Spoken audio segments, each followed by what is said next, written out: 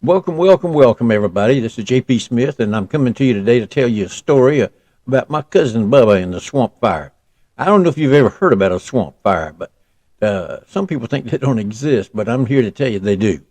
Now, Bubba and his clan live in the deeper areas of the Okefenokee Swamp near Waycross, Georgia. That's about an hour from the coast where Brunswick and St. Simon's Island, Jekyll Island, and Cumberland Islands lie.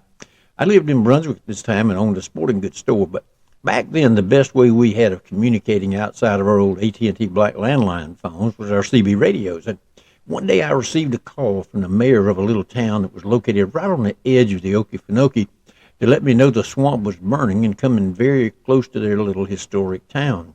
Now, fearing that the fire would get out and burn their little town, they were hoping that Bubba and his clan could help them stop that fire. He said, I know you and Bubba are cousins, and we thought maybe you would talk to him for us because he won't talk to anybody outside his family. Would you talk to him and see what it would cost for us to get him to help us out? I said, well, how much can you guys pay? He said, well, we could go as high as $25,000. You think that'll do it? Well, I called Bubba on the radio and CB radio. Breaker there, Swamp Man. This is the gunman come back. He answered, you got the Swamp Man, gunman. What's up?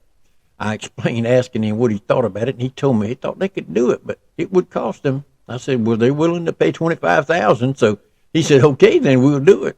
I'll bring a crew, and we'll be there at sunrise tomorrow morning.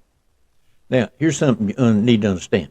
Bubba and his crew really only did two things really well. They made moonshine whiskey, and they drank moonshine whiskey.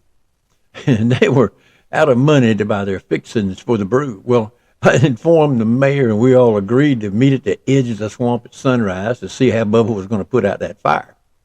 Well, at the first sight of the sun that morning, we were all assembled by the edge of the swamp waiting for Bubba and the big team to get there. And all of a sudden, we heard the wildest noises coming from the other side of a little rise, and here come Bubba and the guys in an old surplus Army deuce-and-a-half truck with the fenders flapping, and all that I could hear them hanging on for dear life, yelling and whooping. They had shovels and axes and brooms and all other kind of tools, and that old truck ran straight off into the middle of that fire with Bubba yelling, get off the truck! And they jumped right into the swamp off that truck, and they jumped off, started beating on that fire like there was no tomorrow. Well, in a little while, I could see that they were winning, and the fire was slowly being extinguished. Well, shortly, here walks little Bubba, wearing an old Army jacket and a cap. And as he approached us, you could see little whiffs of smoke puff out of his jacket and up from his cap. The mayor said to me, JP, I have never seen anything like that in my life.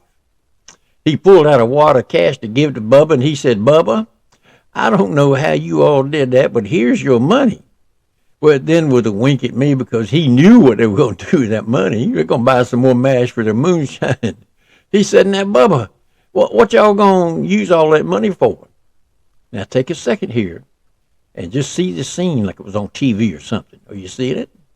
Well, little Bubba looked at him, and another whiff of smoke rising from his cap. He paused and said, well, Mr. Mayor, you can count on one thing. The first thing we're going to do is get the brakes fixed on that danged old truck.